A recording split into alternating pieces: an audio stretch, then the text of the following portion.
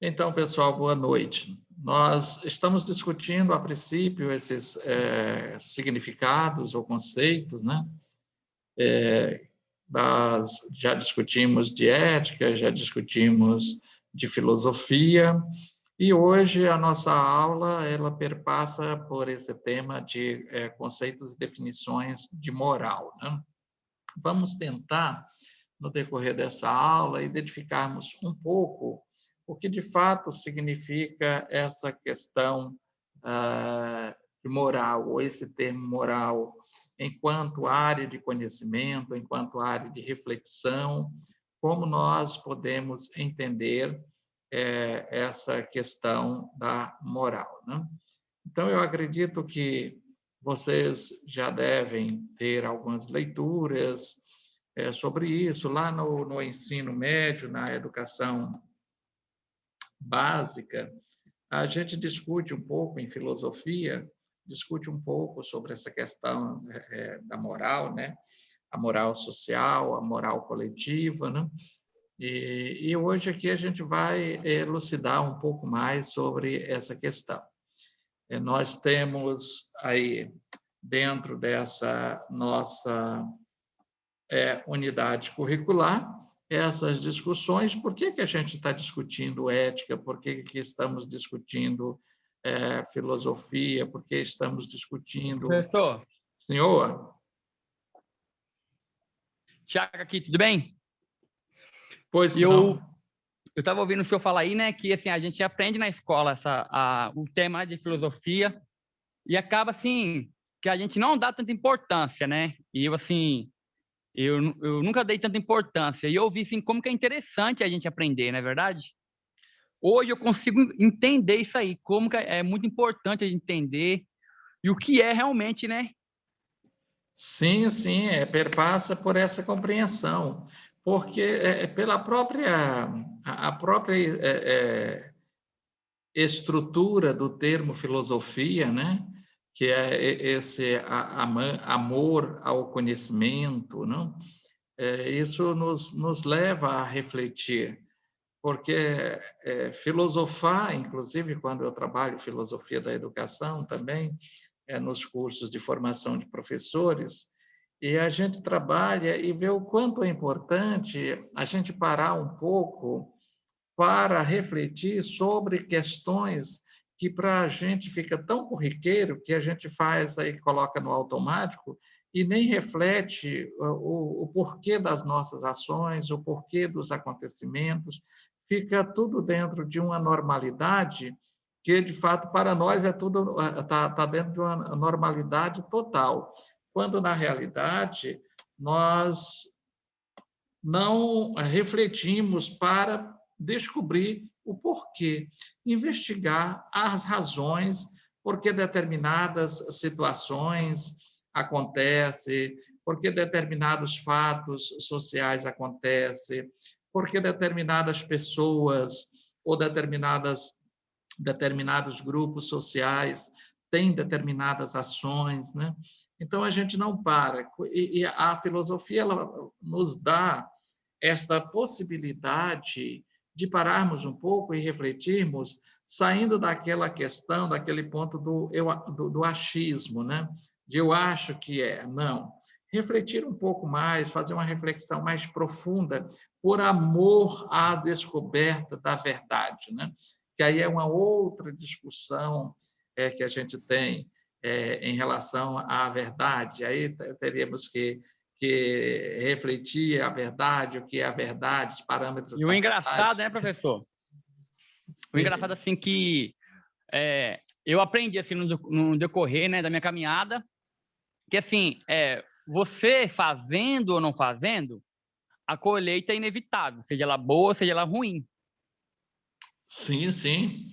Nós temos sempre o que fazemos ou deixamos de fazer, nós passamos por esse, utilizar o mesmo termo que você usou, nós chegamos o momento de colher essas questões, ou pelo que fizemos, ou pelo que teríamos que fazer e não fizemos, não? Então, verdade. diante desta realidade, precisamos ter sermos bem conscientes de qual é o nosso papel enquanto ser humano, qual é o nosso papel enquanto sujeito social, ter o senso de responsabilidade do ponto de vista ético em relação às nossas ações, em relação às nossas atitudes, em relação à nossa forma de ser, ao nosso posicionamento para com nós mesmos e para com o nosso semelhante. Imaginemos nós, se cada um de nós assumíssemos de forma coerente todas aquelas discussões que fizemos aqui na aula de ontem acerca do que é ser ético, né? Se todos nós parássemos antes de fazermos ou de termos determinadas atitudes, parar um pouquinho para refletir. Essa minha atitude agora, essa minha ação, ela tem a ver com a atitude ética, né? E, com certeza, nós teríamos uma sociedade bem mais ajustada, com menos problemas sociais. Isso mesmo, E, com certeza, com a cidadania, não só a cidadania, mas o próprio direito sendo, de fato, mais igual para todos, né? Porque não adianta... Professor, sim. E assim, o engraçado assim que corrige, né, se eu estiver errado.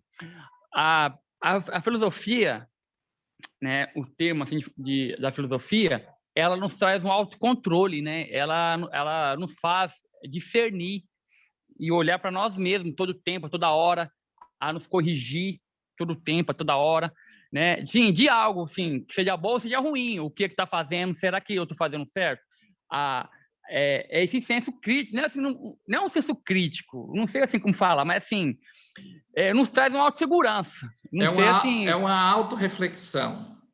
A gente sempre está diante de uma autorreflexão sobre nós mesmos, sobre as nossas ações. Isso passa pelo crivo da criticidade, de um agir crítico, não no sentido de estarmos, como a gente utiliza no senso comum, uma visão crítica para criticar, mas de buscar a compreender a realidade dentro desse campus de uma visão crítica, né? Para estar sempre analisando o que, de fato, está correto e o que não está correto, o que está ajustado e o que precisa ser ajustado. Muito. O que me fez lembrar também foi quando eu carrego comigo até hoje uma frase só, que a professora de filosofia falou, né? Quando a gente vê algo novo, quando a gente vê algo que a gente não tem na mão, igual exemplo, ela deu assim, você vai lá na loja e vê uma roupa, né? Você vê uma roupa lá que você fica encantado com a roupa, você quer porque quer, e você fica ansioso esperando, né? Ela falando, mas quando você tem nas mãos, acho que não tem mais valor. Está me compreendendo? Acho que isso nos faz entender, né? Porque muitas vezes não é na hora do nosso tempo, porque muitas vezes a gente quer ser algo que a gente não é. Exato. E aí muitas pessoas elas se colocam em uma plataforma que, de fato, quando chega a se descobrir a realidade, é aquele castelo que foi construído, um castelo de areia, ele se desmorona, né? Às vezes, quantos de nós já tivemos experiências ou de convivências ou de ouvir histórias de pessoas que se colocavam em uma condição querendo ter um status social acima daquilo que de fato ele era, né? Quantas pessoas às vezes até desprovido dos bens materiais para a sua própria sobrevivência, mas para apresentar e para se dar bem na vida, se colocava dentro de um patamar de superioridade, mesmo que para isso estivesse dando calote usar esse termo mesmo, dando calote em várias pessoas para se manter diante de uma aparência, né? Com uma aparência daquilo que não é. Né? Então, quando isso acontece, é aquilo que nós vimos ontem, quando a pessoa não age eticamente, que apropria-se de algo que não é seu. Essa apropriação ela vai desde os bens materiais até os bens intelectuais. Daí porque nós temos, inclusive, nas publicações de livros, artigos, temos a lei que nos leva à garantia dos direitos intelectuais, né?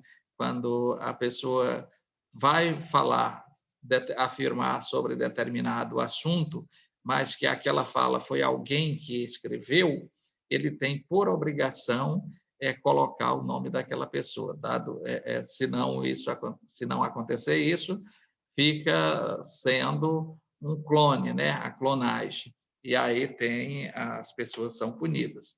Eu já tive a oportunidade de ver pessoas até lá no final de um curso superior que não foi aprovado, faltando somente defender o seu trabalho de conclusão de curso, mas o trabalho apresentado era um retalho de fala de outros autores, né? A pessoa mesmo não produziu o seu texto e foi reprovado. No mestrado, também, quando eu estava fazendo mestrado, essa não foi reprovada, mas essa pessoa teve que refazer todo o seu trabalho, porque apresentava vários trechos do seu trabalho que eram clone, né? Eram fala de outras pessoas e colocou ali como sendo propriedade intelectual dela. Então, quando nós falamos desse agir ético, ele abrange desde as questões materiais, bens e questões materiais, até as questões intelectuais. Por isso que a filosofia ela vem como essa ciência mãe e nos faz refletir. A filosofia é a ciência que nos leva à reflexão para amar a construção de conhecimentos, né? Daí, porque todas as demais ciências ancoram-se nesse princípio da busca do conhecimento por amor, até porque as novas descobertas elas são colocadas diante e para a sociedade como benefícios que a sociedade precisa usufruir, né? Quando nós temos aí uma pesquisa sobre um determinado produto para a fabricação de um determinado medicamento, quantas pessoas fazem pesquisa sobre determinados produtos aí por 30 anos, até chegar ao momento que é ratificado, é confirmado. E aí alguns dizem, as pessoas que são mais imediatistas dizem, mas perder tanto tempo de vida em busca de uma coisa simples, porque não foi buscar outras coisas, né? Mas, às vezes, essa coisa que se considera simples é a coisa que vai salvar o mundo, né? Então, quando nós temos aí as descobertas das vacinas, quantas pessoas e quantos cientistas passaram quantos anos pesquisando para descobrir a vacina contra o sarampo, a vacina contra a varicela, a vacina contra a gripe, que é mais recente, né? Agora, a vacina contra a Covid-19, que ainda está numa produção incipiente, que não atende ainda à demanda mundial, mas que já mostra resultados positivos no sentido de salvar vidas, não retirando as pessoas da possibilidade de contrair o vírus, mas aplacando o poder mortal do vírus e as pessoas tendo condições do próprio organismo gerar anticorpos e essas pessoas conseguirem passar pela doença sem atingir o êxito letal, ou seja, sem chegar ao óbito, né? Então, isso se faz por amor. É algo que, às vezes, eu já assisti uma palestra de um cientista e ele falava nesse sentido. Às vezes, eu não vou usufruir disso aqui dos resultados desse meu trabalho. Mas, se os meus netos, os meus bisnetos e a sociedade usufruir, eu já estou realizado enquanto pessoa, enquanto homem, enquanto estudioso. Então, é a pessoa que tem prazer em dedicar a sua vida para o bem das outras, principalmente quando isso se dá em um processo de construção de conhecimento, né? Mas vamos lá para o significado de moral. E aqui nós temos, logo de início, que a moral é uma espécie de conjunto de hábitos e costumes de uma sociedade. Ora, quando nós estabelecemos normas, né? Isso se torna moral. Quando nós falamos e passamos para os nossos filhos, os nossos pais, os nossos avós passaram para os nossos pais para nós, nós passamos para os nossos filhos, para termos cuidado no que falar, para não falarmos palavrões, para não xingarmos. O que é isso? É um aparato moral que se torna apto para um ato para a sociedade. Eu mesmo, se for para xingar, dizer um palavrão, eu perdo toda a linha de raciocínio, porque eu não aprendi isso. Eu fui criado de uma forma em que as pessoas, inclusive os filhos, eles não podiam dizer palavrões, nem no sentido de xingamentos, e nem tampouco no sentido que se utiliza de ponto negativo, de aspectos negativos relacionados até mesmo à parte do corpo humano, né? Para designar determinados momentos, não de frustração, mas de inquietação e de falta de domínio próprio, né? Quando as pessoas falta o domínio, elas começam a xingar, né? Isso, quando as pessoas agem de forma moral, esses hábitos, esse conjunto de hábitos e de costumes, as pessoas vão acostumando-se a não xingar, as pessoas vão acostumando-se a não fazer mal ao próximo, as pessoas vão acostumando a lutar por causas comuns que são benéficas para toda a sociedade. Então, isso está a ancoragem e o significado de moral. Daí porque a gente fala da moral coletiva e da moral individual também, que a moral individual é quando eu, indivíduo, eu tenho isso como ato em fazer o bem também, e daí a moral ela anda paralelamente com a ética que estudamos ontem. E aí, na ética, às vezes, não estão escritos. E na moral, ela nos leva, inclusive, para dirimir os problemas da sociedade, ou seja, para que o homem esteja ancorado em padrões morais, então se estabelece os códigos, né? Que é o código moral, que são as delimitações, que aí dessas delimitações, a própria sociologia ela vai nos colocar como sendo as sanções, né? Caso a pessoa pratique determinada ação que não condiz com os atos e costumes da sociedade no que se refere à moral, essas pessoas elas são banidas deste grupo social, ou não são aceitas ou não são bem vistas, né? Daí nós temos que, etimologicamente, o termo moral ele tem origem no latim. Ontem nós vimos que a ética, a filosofia, nós vimos que vem do grego, a ética ela vem do grego, e aqui a questão da moral ela já vem do latim, moralis, ou seja, cujo significado é relativo aos costumes. E o que são costumes? É algo que nós aprendemos no nosso dia a dia, independente de ter uma regra imposta por uma lei, por uma norma jurídica, mas nós aprendemos, né? Nós aprendemos nos levantarmos cedo, né? ir ao banheiro, escovar os dentes, lavar o rosto, pentear o cabelo. Aprendemos dali, sai, vai à cozinha, faz-se um café, toma-se um café, e aí vai para o serviço. Isso está dentro de um ritmo que a gente vai construindo, né? Isso vai fazendo parte dessa moral coletiva.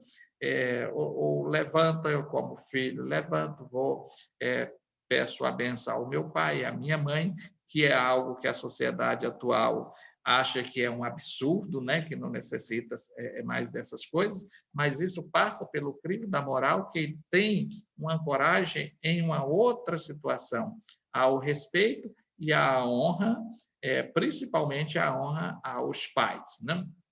Isso vai se tornando hábito.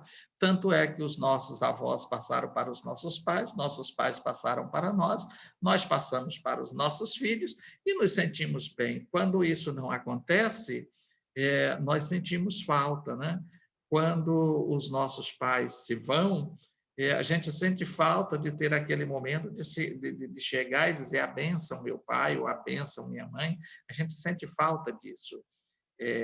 Sentimos falta, por exemplo, se um filho levanta e no corre-corre da vida não chega e diz e pede a bênção. A gente sente falta. O que é isso? Está ancorado nessa questão da moral, de uma moral coletiva, que são hábitos saudáveis, que estão ancorados no respeito, e se estão ancorados no respeito, tem a ver com uma boa postura em que as coisas caminham de forma alinhada, sem tantos confrontos. Porque quando se respeita alguém, esse respeito que se tem nos tira a possibilidade de entrarmos em confrontos direto. E sim, pelo próprio respeito que se tem, em vez de um confronto direto, nós temos condições de sentarmos para estabelecermos um diálogo. E aí, quando existe o diálogo, existe uma comunicação. E a comunicação ela existe quando nós, os interlocutores, eles conseguem compreender de fato o que o outro está dizendo ou que o outro está falando, seja oralmente, seja pela sua postura, seja pelos seus gestos, né? Mas aí vem a linguagem corporal, que aí nós passamos a compreender também dentro de uma ancoragem do respeito, né? Essas questões, elas dizem respeito à moral, né? Vamos aqui ainda discutir um pouco mais sobre a moral, significado de moral, que moral é o conjunto de regras adquiridas através da cultura, né? Da educação, da tradição e do cotidiano, e que orientam o comportamento humano dentro de uma sociedade. Isso eu extraí esse texto aqui desse endereço eletrônico aqui que está nos slides que está postado para vocês lá na aula 5. Essa é a nossa aula de número 5, né? Nossa, a aula de número 5 só faltam, então, 6 aulas agora para concluirmos a nossa disciplina, né? Então, veja que aqui a moral... Passa rápido, né, professor? Bem rapidinho, né? Veja que aqui a moral é esse conjunto de regras que nós vamos adquirindo dentro de um campo cultural. E aí, o que nós entendemos como cultura, né? O Edward Taylor, ele vai nos dizer que cultura é tudo aquilo que nós aprendemos e que não veio conosco quando nascemos. Então, é a nossa forma de andar, a nossa forma de falar, a nossa forma de vestir, a forma que cuidamos dos cabelos, a forma que cuidamos da roupa, o tipo de calçado que usamos, os adereços de embelezamentos que são utilizados, as atividades físicas que fazemos, tudo isso vai ser considerado como cultura, que é algo que nós vamos agregando a nós, porque isso nos faz bem, né? E aí, dentro dos aspectos culturais, isso perpassa, inclusive, pelo campus da religiosidade, das festividades religiosas, bem como das festividades que que nós chamamos, dentro de um contexto de uma compreensão histórica, de festividades profanas, né? E aí há toda uma discussão entre o sagrado e o profano, que são duas coisas que são antagônicas, mas que em determinados momentos elas caminham praticamente juntas, né? E aí, para elucidar essa fala, às vezes eu sempre discuto com os acadêmicos e também com os alunos do ensino médio, uma vez que eu também sou professor da educação básica, atuando mais especificamente, ultimamente, nas séries iniciais, nas séries finais do ensino da educação básica, que é da primeira à terceira série do ensino médio, né? Então, a gente, quando faz uma festividade religiosa, tem aqueles festejos, né? Aí, de repente, passou a reza, acabou a reza ali, aí agora chegou a hora do forró, né? E aí o sanfoneiro puxa o fole e o boteco está ali de lado e a pessoa engata na cachaça, na cerveja, né? Então, isso, dentro do campus histórico, chama-se de o sagrado e o profano. São aquilo que as pessoas reúnem para uma finalidade e termina agregando isso que é considerado como profano, dentro dessa mesma festividade, que isso se torna moral. Isso também é cultura, né? Então, nós temos aí essa compreensão, a partir desse material que está postado aqui para vocês, de que a moral é esse conjunto dessas regras que nós adquirimos através da cultura. E isso vem por meio da educação, vem das tradições, daquilo que os nossos antepassados fizeram. Ontem, eu não sei se vocês tiveram a oportunidade de assistir aquele seriado que passou, Falas da Terra, que é muito interessante, aquela fala, aquele posicionamento dos indígenas, né? Foi um seriado onde a fala foi dos próprios indígenas, e eles se colocando que a luta deles, para que a luta deles? Para viverem, né? E aí tem aquele dado muito interessante, que é quando o europeu chega aqui ao Brasil, existiam cerca de 5 milhões de indígenas. E hoje, depois de 521 anos, né? Não existe 900 mil. Então, só para você ter noção da brutalidade com que esses povos foram dizimados e outros desapareceram. Teve a fala de um até no sentido de que a luta dela era para que os povos indígenas não se encontrassem igual ela, que ela já não tinha mais certeza de qual seria a sua etnia, porque eles perderam algo, o seu povo perdeu algo que era essencial, que era a língua mãe. Então, as pessoas que ainda vinham daquele povo que seria a sua etnia, já nenhuma mais falava a língua mãe daquela etnia. Então, elas já se encontram dentro de um aspecto, inclusive uma atriz, que é indígena, né? De perder algo da sua identidade. Não? E aí as falas de todos no sentido, o que lutamos para quê? Para ter a vida. Lutamos pela preservação da vida. Lutamos para que os rios continuem existindo. Lutamos para que a floresta continue existindo. Lutamos para viver. E aí é interessante até aquele chamamento que eles fazem de que essa história do homem branco começa a partir da história desses povos que já estavam aqui há mais de 12 milhões de anos. Né? Então, é interessante quando a gente começa a refletir sobre isso, e eu estou falando isso para vocês para dizer o quê?